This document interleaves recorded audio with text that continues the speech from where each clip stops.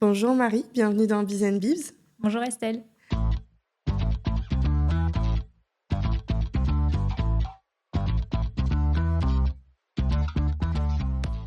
Marie, je suis très heureuse de t'accueillir. Tu es directrice petite enfance chez People and Baby. Je suis très contente parce que mon fils est chez People et il adore. Il s'éclate toute la journée. Là, c'était journée avec des jouets issus du recyclage. On va en parler justement aujourd'hui. L'idée de cet épisode avec toi, c'est de parler de comment éveiller les enfants entre 0 et 3 ans.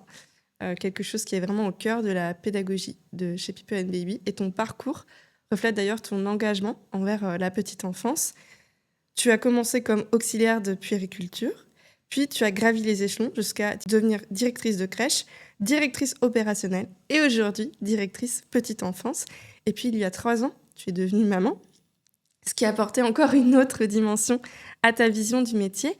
Aujourd'hui, on va donc parler de comment éveiller ses enfants quand on est parent d'un enfant entre 0 et 3 ans, sans pression, sans surstimulation, juste en revenant à l'essentiel. Alors, première question, tu as connu finalement presque tous les métiers en crèche.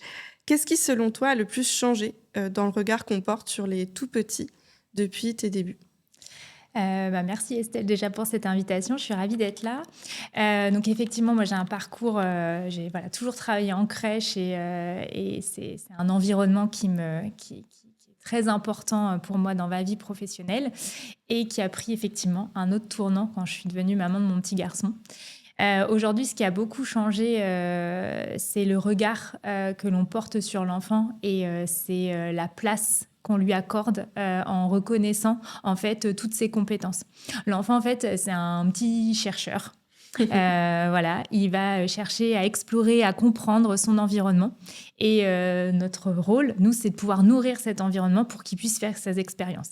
Voilà. En fait, l'enfant, le jeu lui permet de faire des mécaniques, de résoudre des problématiques, de comprendre son environnement et venir enrichir sa curiosité. Donc c'est vraiment ce tournant-là qui a été pris au fur et à mesure des années pour pouvoir justement répondre à cette soif d'exploration de l'enfant. Aujourd'hui, vraiment, on place l'enfant au cœur et tout l'environnement autour se crée autour de lui. Et la crèche, pour parler de cet environnement que je maîtrise bien, c'est un lieu d'éveil dans tous les sens du terme. À partir du moment où l'enfant il rentre dans la crèche, c'est un lieu d'éveil pour lui. Et c'est ça qui est hyper riche pour les tout-petits. Pour les enfants, on parle notamment de plusieurs piliers très importants quand ils sont nourrissons et justement dans les premières années de vie. Il y a l'alimentation, le sommeil, la motricité et l'éveil. Quelle place a l'éveil dans le développement d'un jeune enfant, d'un jeune bébé ? En fait, déjà, autour de ces piliers, comme tu dis, il y a la chose la plus importante, c'est la sécurité affective. C'est comme ça que l'enfant il va pouvoir explorer son monde et aller avoir cette envie de, par lui-même, aller découvrir ce qui l'entoure, si déjà il a cette sécurité affective. Donc la sécurité affective, elle va passer par son environnement familial, son papa, sa maman, les grands-mères, enfin voilà, tout. On dit qu'il faut un village pour que l'enfant se construise, c'est la réalité. Et puis à la crèche, c'est pareil, il y a une sécurité affective qui va se créer avec d'autres professionnels, d'autres figures d'attachement. Donc en fait, je dirais que l'éveil, il est finalement induit par cette sécurité affective. C'est-à-dire que c'est ce qu'on va apporter à l'enfant, c'est le respect et le regard qu'on va porter sur lui, en lui montrant qu'on lui fait confiance, qu'on reconnaît ses compétences. Et c'est ça qui va lui donner cette envie d'aller explorer, d'aller un petit peu plus loin, toujours plus loin. Cette reconnaissance, cette valorisation qu'on fait de l'enfant. Je te fais confiance, je sais que tu es capable. Et vraiment, l'enfant, c'est ce regard porté sur lui qui va lui permettre d'aller... Oui, on dit que les enfants sont des éponges et sont des miroirs aussi, c'est-à-dire qu'ils nous regardent beaucoup. Exactement. Pour se développer. Et c'est ça qui les intéresse, c'est dire, tiens, si un tout petit, un bébé, c'est au fur et à mesure, tiens, effectivement, il y a un objet qui est loin, et si je me tourne, et c'est les encouragements qu'on va faire autour de lui, de dire, t'es capable, c'est ça qui va et ce regard vraiment... On a tendance à utiliser ce mot bienveillant, mais je dirais au-delà, ce regard respectueux Oui. et authentique. C'est vraiment, vraiment, je te fais confiance avec toute ma sincérité. C'est ça aujourd'hui que l'adulte doit mettre en place. Et c'est ça, en fait, il y a pas de recette miracle. À partir du moment où déjà on est très authentique dans sa relation à l'enfant et qu'on reconnaît ses compétences, ben lui, en fait, l'enfant, il a toute l'énergie et justement, il est en demande d'aller chercher, de faire comme je disais tout à l'heure, ses expériences. Oui, ce qui est rigolo, d'ailleurs, à Pippen Baby, les classes s'appellent les aventuriers, les explorateurs. Donc, il y a vraiment ce projet d'éveil des enfants qui est au cœur de votre projet pédagogique. C'est quoi les sources d'éveil pour les enfants? Donc là, on a parlé de l'entourage, mais on parle beaucoup des jouets, on parle beaucoup des livres. Finalement, il y a beaucoup de choses qui peuvent permettre à un parent d'éveiller son enfant. Exactement. Bah, déjà, les interactions qu'on va avoir avec lui, c'est déjà une première, si ça peut rassurer tous les parents qui nous écoutent, le fait de parler à son enfant. C'est déjà hyper important. Après, il y a d'autres éléments. Le livre, comme tu viens de le citer, c'est un super vecteur parce qu'on peut créer plein de choses autour de livres. Déjà, ça développe le langage, ça développe l'imagination. Donc, c'est un élément hyper important. Après, ce qu'il faut se dire, ce qui est important pour l'enfant, c'est ce qui va lui permettre en fait par exemple, voilà, des choses très simples. En fait, ça ne sert à rien de partir dans des choses très, très complexes. L'enfant, il a besoin de simplicité, il a besoin de déchirer, il a besoin de répéter des mouvements pour comprendre. Par exemple, monter une petite tour avec des petits objets en cube, la tour, elle se casse. Tiens, je vais recommencer. C'est ça, en fait, que l'enfant, il a besoin. Et c'est plus on reste dans de la simplicité et plus finalement, on va permettre à l'enfant de détourner. Ce qui est important, c'est tout ce que l'enfant va faire autour du jeu. Un jeu, il peut avoir une utilité. Par exemple, on prend une dinette. Mais finalement, l'enfant, dans la dinette, il va faire plein d'autres choses. Il va remplir, il va vider, il va ouvrir, il va fermer. C'est ça qui est hyper riche. Donc, c'est important pour les parents de se dire que finalement, à partir du moment où ils permettent à l'enfant d'avoir un environnement assez riche avec voilà, des livres, des objets de manipulation. Et il ne faut pas oublier le lieu qui est une mine de trésors, c'est dehors. Aller dehors, aller dans les parcs, aller dans la forêt, ça c'est des lieux où là la richesse que l'enfant va trouver dans cet environnement, il est démultiplié. Et c'est des choses, bah, voilà, ça va être des petits cailloux, ça va être des petits bouts de bois, ça va être des petites flaques d'eau où l'enfant, c'est ça en fait qui va vraiment le nourrir au quotidien. Et c'est vrai qu'on est toujours dans cette course à l'innovation enfin moi en tant que maman, on veut le meilleur, on veut ce qu'il y a de voilà, offrir à son enfant le top du top et finalement se recentrer sur l'essentiel, c'est important et se dire que voilà, aller dehors, aller faire une balade, entendre, alors ça peut paraître un peu simple, mais c'est ce que les enfants ils ont besoin, entendre les oiseaux, voir les feuilles bouger, toucher l'herbe, etc. Mais finalement aujourd'hui des fois on oublie un peu parce qu'on va sur des choses très technologiques, des objets qui font beaucoup de bruit, qui font beaucoup de lumière et finalement en fait ces objets-là ne permettent pas ce détournement dont je parlais. Quels sont tes objets justement préférés pour stimuler un enfant que tu as pu utiliser toi dans ton métier, mais ensuite, du coup, en tant que maman? J'ai pas d'objet particulier, mais c'est vrai que tout ce qui va permettre en fait de créer, par exemple, voilà, je parlais des cubes, il y a plein de jeux en bois très simples qui permettent de faire. On peut faire des garages pour des voitures pour les plus grands, on peut faire des grandes tours, on peut voir ce jeu d'équilibre. Ça, c'est hyper important. Moi, je sais que en tant que maman, ce que j'aimais bien faire, c'était mon petit plaisir du soir. Faut avoir un peu de temps, mais voilà, ça dépend des jours. Mais des fois, c'était de créer des petits univers, en fait, avec, je prenais, je sais pas moi, un ou deux des petits animaux, et puis, voilà, je mettais des gros rondins de bois que j'avais trouvés, et puis je créais un petit environnement comme ça. En fait, susciter aussi l'émerveillement, c'est ça qui est important. Et c'était mon plaisir du soir, par exemple. C'est aussi des formations professionnelles parce que en crèche, on cherche toujours à ce qu'on appelle un peu mettre en scène, donner envie aussi à l'enfant d'aller explorer. Donc, c'est comment je vais bien installer les petites poupées pour mettre en scène. Ça, c'est hyper important. Qu'est-ce qui se passe dans la petite tête des enfants, justement, pendant ces activités-là? Est-ce que tu saurais nous dire l'impact de ces activités d'éveil, par exemple, sur le cerveau des enfants, sur leur développement?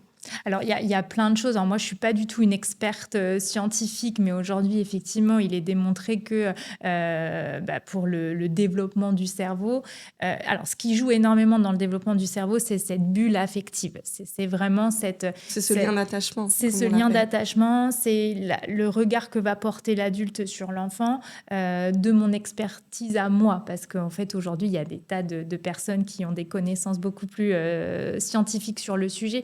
Mais en tout cas, c'est vraiment ça, c'est l'accompagnement dans les émotions. C'est ça qui va permettre un développement du cerveau de l'enfant plus harmonieux. Et en fait, l'éveil, les jeux, etc., eh bien, vont lui permettre de développer des capacités motrices, des capacités cognitives qui sont hyper importantes. Mais que l'enfant, en fait, il va aller chercher lui assez naturellement. C'est-à-dire que c'est pas la Mm. course. On a souvent peur aussi de se dire, mais il sait pas faire ou il sait pas. Oui, je pense que le mot retard, c'est le Voilà, mot qui fait le plus peur aux parents, bien sûr, c'est alors hyper. que chaque enfant a son propre rythme de développement. Voilà, chacun son propre rythme. Les enfants ne peuvent pas tout faire en même temps. Et puis, voilà, il y a des attraits particuliers qui vont, à un moment donné, ils vont avoir un grand intérêt pour l'aspect moteur, grimper, descendre, courir, sauter. Ils vont chercher ça. Et puis, il y a d'autres moments, ça va être plutôt au niveau du langage. C'est ça qu'ils vont aller chercher. Et c'est ça qui est hyper intéressant à observer. C'est en fait, si on les observe, des fois, alors nous dans notre travail en crèche, c'est des choses que l'on fait quotidiennement, d'observer les enfants. Mais en fait, on voit qu'ils passent d'un environnement ou d'un atelier à un autre et qu'ils vont aller chercher quelque chose de nouveau à chaque fois. Et c'est hyper intéressant à observer. Comment est construit justement le projet pédagogique au sein de People and Baby?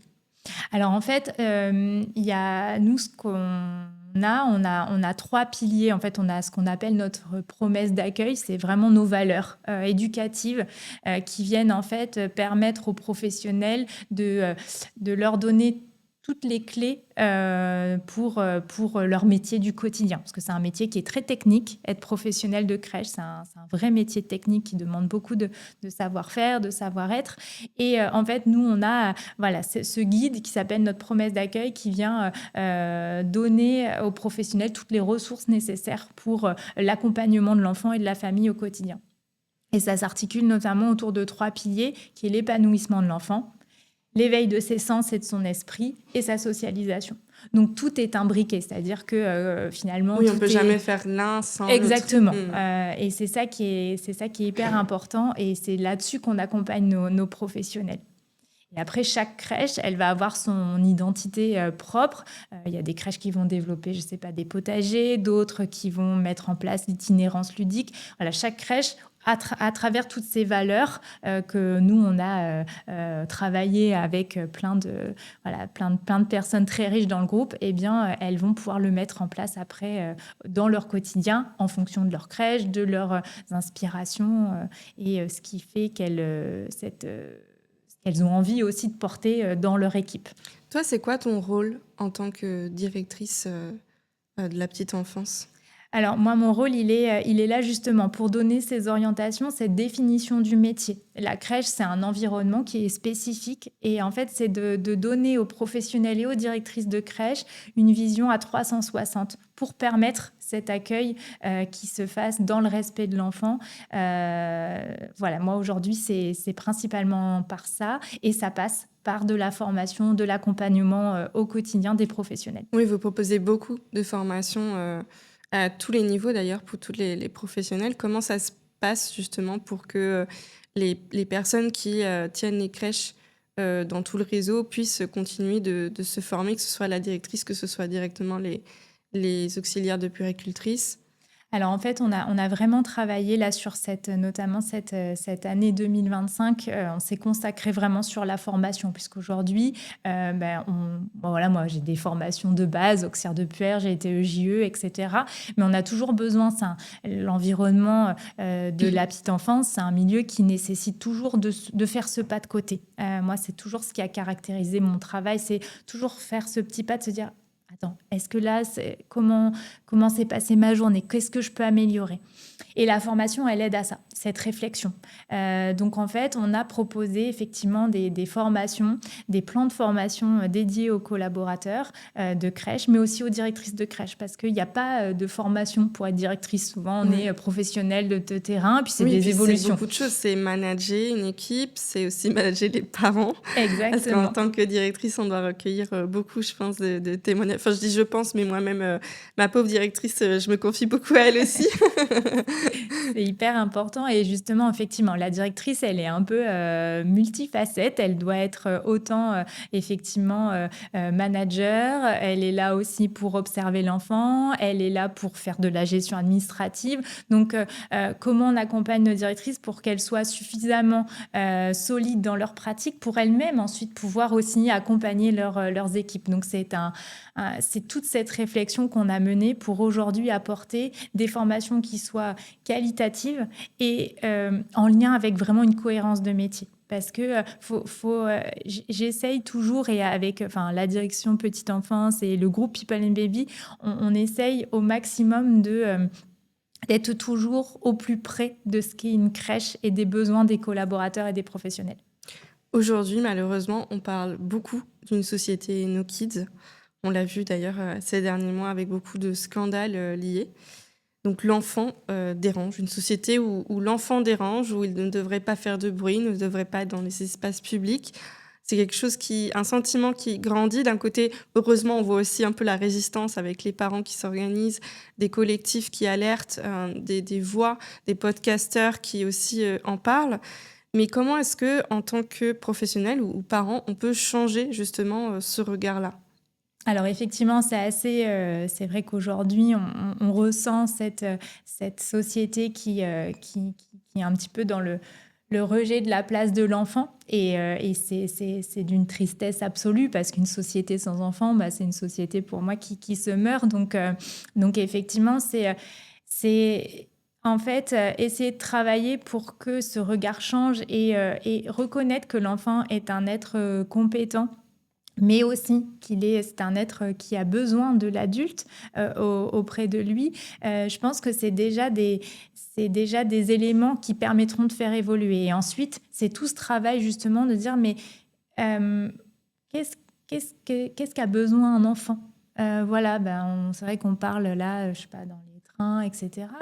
Pourquoi pas offrir des espaces où il y a des livres, où il y a des choses très simples. Il n'y a pas besoin d'avoir Oui, des les enfants, toboggans en plus, géants ils ou des s'amusent choses avec comme ça. très peu. Donc, Exactement. Les enfants, ce qu'ils ont besoin, c'est déjà de se sentir accueillis et que si on reconnaît cette place, le parent sera, lui, totalement serein parce que c'est un espèce de cercle vicieux. Quand on sent qu'on dérange avec son enfant, enfin, moi, t'as eu des anecdotes, toi, en tant que maman bien sûr, c'est vrai que dans les transports, on n'ose pas, c'est compliqué pour un enfant de rester assis dans le RER pendant, même si c'est pas un trajet hyper long, mais c'est compliqué.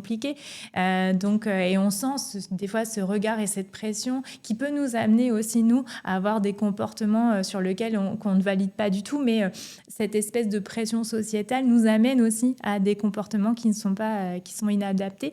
Donc, c'est vraiment, enfin, moi, je le vis toujours hyper mal, ce genre d'expérience. Donc, et je me dis, voilà, plus on sera à parler de ça, déjà, je pense que de ne pas se voiler la face, de se dire qu'aujourd'hui, c'est pas quelque chose qui est OK de considérer que l'enfant dérange la société, bien au contraire, mais il faut lui laisser sa place, il faut adapter aussi un petit peu plus l'environnement pour qu'il puisse lui-même trouver sa place dans cette société. C'est quoi pour toi le risque justement d'une société no kids? Alors, je ne suis pas du tout experte ni sociologue, etc. Mais je pense que c'est le risque, c'est justement l'enfant, il nous apporte tellement en tant qu'adulte, enfin moi, je veux dire, elle arrivait... Qu'on soit parent ou non, je trouve. Exactement, on soit parents ou non. Moi, les enfants m'ont énormément apporté avant d'avoir mon fils, ça fait pas si longtemps, hein. Dans mon métier, je veux dire, j'ai énormément appris des enfants. La professionnelle que je suis devenue, c'est au contact des enfants, mais aussi des parents. Et l'adulte et la maman que je suis devenue, c'est aussi à travers tous ces enfants qui m'ont des fois questionnée, sur lesquels j'ai passé énormément de temps pour les accompagner. C'est aussi les générations de demain. Et il ne faut pas l'oublier. C'est eux qui vont construire notre société, c'est eux qui sont présents et comment on leur donne en fait toutes les clés pour apporter un monde un peu meilleur, parce qu'aujourd'hui c'est un petit peu le monde est le monde est pas simple, la société est pas simple et voilà, moi l'arrivée de mon fils, ça a été en fait arrêter aussi de passer des messages comme la parentalité comme quelque chose de très négatif. Je pense que valorisons la parentalité comme quelque chose qui apporte énormément. Je pense que voilà, tu l'as vécu aussi. Alors oui, bien sûr, hein, c'est pas un monde tout rose, mais c'est la vie, c'est les relations humaines, c'est tout ça. Donc voilà, je pense qu'une société qui perd ça de vue, eh bien, c'est une société qui va perdre cette joie, cette spontanéité, cette authenticité. Je pense qu'en fait, une société sans enfants, elle sera plus authentique. Et c'est très triste, je pense. D'autant plus que ce qui ressort beaucoup dans ces discours-là, c'est qu'on oppose souvent les parents versus les non-parents. Notamment, moi, j'ai fait pas mal d'épisodes sur la parentalité en entreprise, pourquoi c'est important de l'aborder, de la considérer, de la soutenir. Et en fait, il y a beaucoup d'arguments qui sont « oui, mais ceux qui ne sont pas parents alors ?» Mais en fait, ce qu'on ne comprend pas, c'est qu'en mettant en place des mesures qui vont soutenir les parents, on soutient aussi les non-parents. Parce que généralement, là, ces mesures, ça va inclure plus de flexibilité dans le télétravail, plus de flexibilité dans le temps libre, plus de flexibilité dans les horaires, peut-être plus de jours de congé pour enfants malades, mais du coup, ça veut dire aussi peut-être plus de jours de... Donc, en fait, qu'on soit parent ou non, ça aide aussi, en fait, les autres collaborateurs. Donc, c'est vrai que c'est tout un sujet. Moi, j'avoue que oui, bien sûr qu'en tant que non-maman, avant, j'ai pu être agacée des fois par des enfants qui pouvaient faire des cris. C'est pas pour autant que je suis allée voir les parents pour les engueuler ou me plaindre parce qu'en fait, c'est normal aussi un enfant qui exprime ses émotions. Il les exprime pas de la même façon que les adultes et c'est justement à nous de lui apprendre. Sauf que si on lui apprend en le rejetant, en dénigrant ses émotions, c'est compliqué en fait pour un petit être. Mais je pense qu'il y a une méconnaissance justement des besoins de l'enfant, de ce qu'est réellement un enfant, de ce qui se construit notamment, même s'il y a plein de choses aujourd'hui qui sont faites avec les 1000 premiers jours, etc. Mais il y a encore cette méconnaissance de ce que représente un enfant, de ce qu'il a besoin, de ce qu'il vit. Et si on se mettait un petit peu plus à sa place, eh bien on comprendrait mieux les choses. Et donc il y a effectivement beaucoup de paroles qui s'élèvent, qui cherchent à comprendre, et nous aussi, à travers ces formations que l'on propose aux professionnels, c'est qu'elles comprennent bien c'est quoi l'enfant, qu'est-ce qui se joue pour lui sur ses premières années de vie, et cette responsabilité aussi qu'on a forte. Parce que c'est un être qui est en construction, donc on a un rôle majeur. Et effectivement, c'est tout à chacun des émotions, et on est aussi des fois agacé. On n'est pas des machines, hein, je veux dire, on peut être agacé effectivement parce qu'on est fatigué, mais si on avait cette compréhension un petit peu plus de ce qui se passait pour lui, on ferait preuve d'un peu plus d'empathie, donc on comprendrait davantage et ça se passerait mieux. C'est vrai qu'en tant que parents, on est très accompagnés sur l'accouchement, etc. Mais alors après, sur ce qui se passe, là, on est un petit peu livrés à nous-mêmes et on n'a pas toujours tous les tenants et les aboutissants. Donc, plus on informera et plus on formera, et il y a plein de personnes qui font ça très, très bien et qui apportent cette expertise, et plus on fera évoluer aussi le regard qui est porté sur les enfants. Et justement, toi, du côté professionnel, c'est quoi ta clé pour garder du sens dans ce métier, malgré les difficultés du secteur, malgré les difficultés où en ce moment il y a beaucoup ce rejet des enfants? Alors, les métiers de la petite enfance, ce sont des métiers qui demandent effectivement beaucoup d'investissement. Moi, c'est vraiment, je suis vraiment... c'est un environnement, je pense que voilà, c'est l'environnement aujourd'hui qui me correspond. Et effectivement, ce sont des métiers difficiles parce qu'il y a il y a du turnover, mais ouais, il y en a un petit peu aussi dans plein de milieux, hein, finalement, c'est pas que spécifique.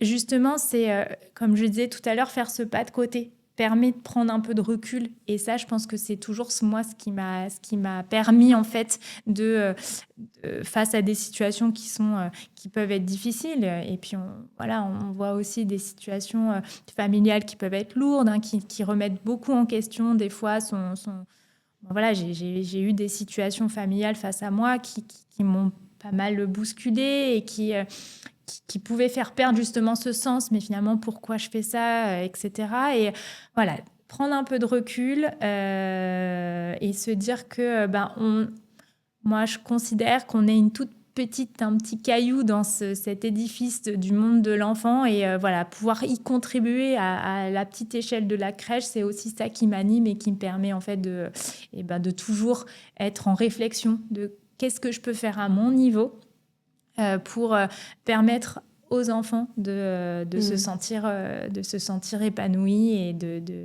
voilà, de chaque jour pouvoir se construire un peu plus. Dans Biz and Bibs, j'aime bien donc déconstruire un peu les idées reçues. Ce qui est très bien, c'est que là, on parle un peu de tout. On parle de l'éveil des enfants, mais aussi du No Kids, qui est un gros sujet. Mais pour revenir un petit peu au sujet de base sur l'éveil, j'aimerais te proposer un petit vrai-faux qui Parfait. pourra servir notamment aux parents qui nous écoutent, qui sont très jeunes parents ou qui sont parents d'un toddler, comme nous, on peut être maman d'un petit toddler. Est-ce que, vrai ou faux, pour éveiller un enfant, il faut lui proposer beaucoup d'activités? Faux. Il n'y a pas besoin d'être dans la surstimulation ou de se dire voilà, il faut qu'il fasse et de la peinture et des gommettes et se mettre un espèce de calendrier. C'est un petit peu ce que je disais tout à l'heure. C'est plutôt la richesse de ce qu'on va mettre autour. C'est-à-dire dire à l'enfant, bah, vas-y, fais de la peinture et puis aller faire autre chose ou être sur son téléphone. Bah, finalement, alors oui, il aura fait de la peinture, mais au final, c'est pas ça. C'est par contre, en fait, mieux vaut faire, c'est mieux la qualité que la quantité.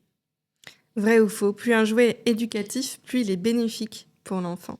Alors, je sais pas ce que c'est un jouet particulièrement éducatif, c'est vrai que moi, j'en ai jamais utilisé. Après, il y a certainement des jeux éducatifs qui sont très bien et qui vont apporter. En fait, encore une fois, c'est surtout pas, faut pas se culpabiliser, se dire, moi, je me souviens, j'avais reçu un jeu qui faisait de la musique très très forte et je m'étais et en fait mon fils il était hyper intéressé et pas forcément parce que ça faisait beaucoup de bruit, etc. Et en fait plutôt que se culpabilisant non il faut pas qu'il utilise, en fait on en a fait un jeu, on a dansé, on a fait enfin tout ce qu'il y a autour en fait et en fait c'était des petites notes de musique à reproduire. Il a pris beaucoup de plaisir à ça. Et l'intérêt, final... c'est peut-être aussi de diversifier, d'en avoir qui sont Exactement. très stimulantes, d'autres qui sont un peu plus simples. Encore une fois, je pense qu'il faut surtout pas se mettre de pression. Rester sur des choses le plus simple possible, c'est l'essentiel. Maintenant, c'est pas un jeu qui fait un peu de lumière ou un peu de bruit qui va être catastrophique pour l'enfant. Non, c'est l'intention qu'on met toujours derrière. En fait, c'est surtout ça. C'est vraiment cette authenticité qu'on va mettre. À partir du moment où on est authentique, que l'on veut partager un moment avec son enfant, le reste se déroule assez naturellement. Vrai ou faux, un bébé s'ennuie s'il n'est pas stimulé? Alors, c'est pas qu'il s'ennuie, mais le bébé ou d'ailleurs l'enfant, il a besoin d'avoir des interactions autour de lui. Alors sinon, il va se recroqueviller sur lui-même, façon de parler, mais Ou faire savoir qu'il n'est pas content et que... l'enfance, le tout petit bébé, ce qu'il va avoir besoin autour de lui, c'est un bain langagier très riche, c'est toucher, c'est pouvoir manipuler. Il va aller chercher, lui, de toute façon, à faire, mais encore une fois, c'est le regard qu'on porte sur lui. S'il sent que derrière l'adulte lui dit oui, tu peux y aller, là, tu peux aller attraper ce petit hocher qui fait du bruit, voilà, je suis là, tout va bien. Voilà, il va y aller. Mais c'est ça le plus important. Et vrai ou faux, il y a une pression énorme aujourd'hui sur les parents pour faire des activités, acheter le bon matériel? Alors oui, j'imagine que oui, parce que je le disais, hein, on veut, en tant que parents, on veut le meilleur et puis aujourd'hui, avec tout ce qu'on voit, les réseaux sociaux, Ouais, etc., ça enfin, n'aide pas. on est nous-mêmes surstimulés par tout ce qu'il y a autour. Et il y a cette course à être un peu le meilleur parent sur tous les sujets, hein, pas que sur celui de l'éveil. C'est essayer de se détacher un petit peu de ça au maximum et rester dans être le plus naturel possible. Je pense que c'est ça le plus important. Tu as parlé plusieurs fois du regard porté sur l'enfant. Pourquoi est-ce que c'est primordial? Parce que je pense que c'est ça qui permet d'avoir cette empathie. Et en fait, si on porte un regard sur lui en se disant, voilà, l'enfant est un être compétent, c'est un être mais qui est en développement. Au niveau de son cerveau, il y a plein de choses qui se jouent, qui fait qu'il ne peut pas avoir ne pas lui conférer des réactions d'adulte. C'est souvent ça, hein.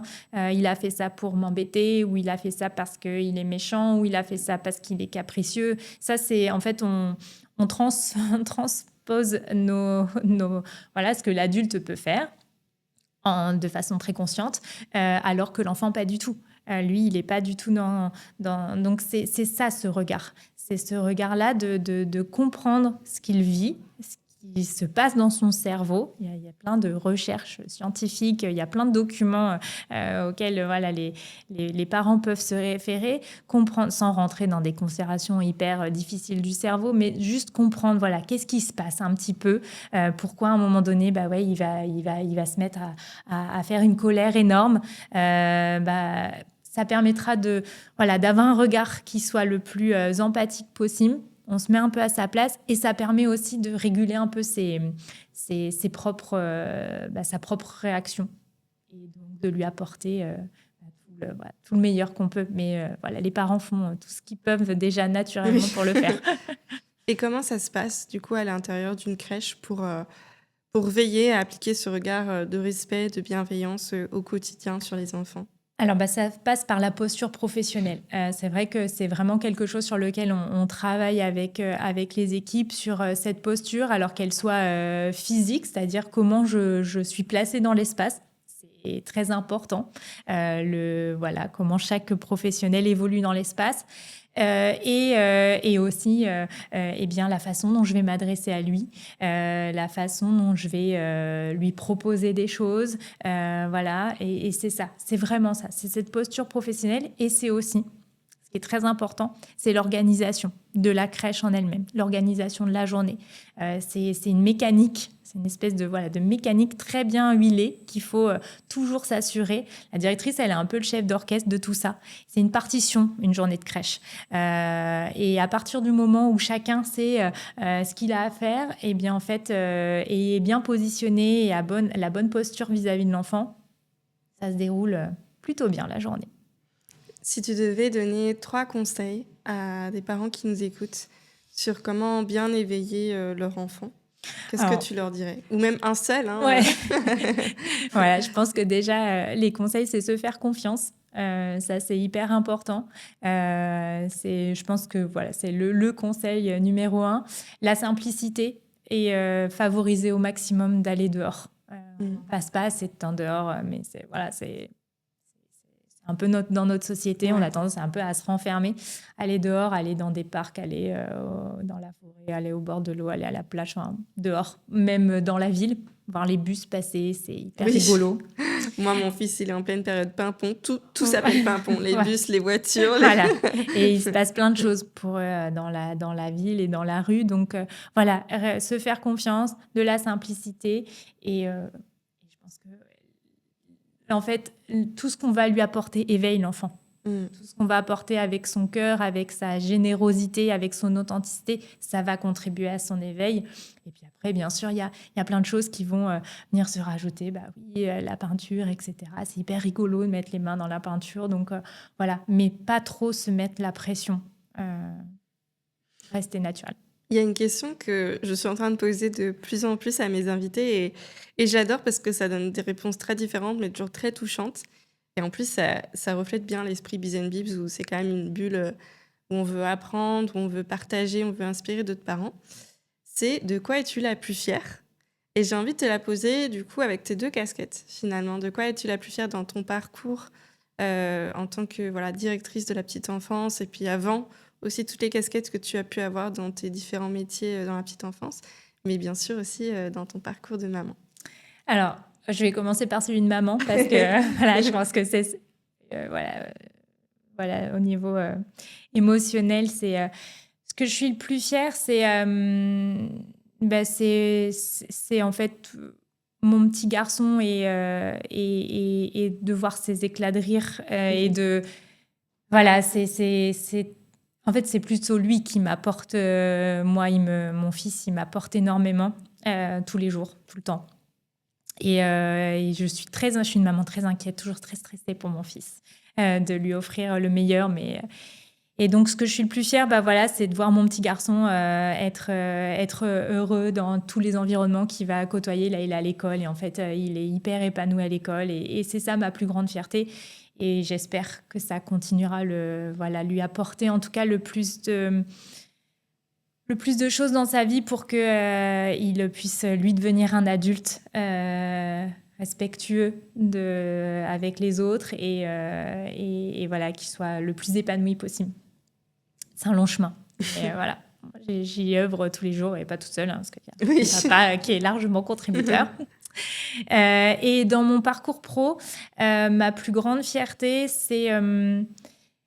j'essaye au maximum toujours de garder en tête, peu importe les postes que j'ai pu occuper, effectivement c'est monté crescendo et ça a été des postes un peu plus à responsabilité, de garder toujours en tête cette auxiliaire de puériculture où j'ai démarré en crèche.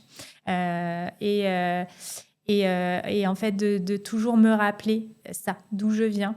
Et que offrir aux professionnels justement la possibilité de s'épanouir aussi dans leur métier, dans leur pratique. Et ça, c'est ma plus grande fierté. J'espère ne jamais perdre en fait ça de vue, cette relation au terrain et ce que c'est d'être une professionnelle de crèche. C'est vraiment ce que tous les jours, j'essaye de me rappeler ça toujours. C'est quoi être une professionnelle de crèche? Et ça, c'est important. Oui, on parle beaucoup de la bienveillance, l'épanouissement. Mais en fait, c'est tout un environnement. Il faut que tout le monde soit épanoui pour que le système fonctionne. Exactement. Les bébés, les parents, les professionnels. C'est une triade c'est ça. hyper importante. Ouais. Et de la confiance mutuelle. La confiance que les professionnels accordent à l'enfant et lui donnent. Voilà, j'ai confiance en toi. La confiance que les parents vont donner aux professionnels et la confiance aussi des professionnels vis-à-vis des parents. C'est un maillage essentiel pour que ça fonctionne. Merci beaucoup Marie, merci pour tes précieux conseils, que ce soit finalement on a parlé de beaucoup de choses, l'éveil des enfants, l'intérieur des crèches, la bienveillance. J'aime bien finir avec cette note-là, se faire confiance, rester authentique et bienveillant. Et si vous avez aimé l'épisode, n'hésitez pas à vous abonner au podcast sur toutes les plateformes d'écoute, à laisser un petit commentaire, à mettre 5 étoiles. Et je vous dis à très vite pour un nouvel épisode.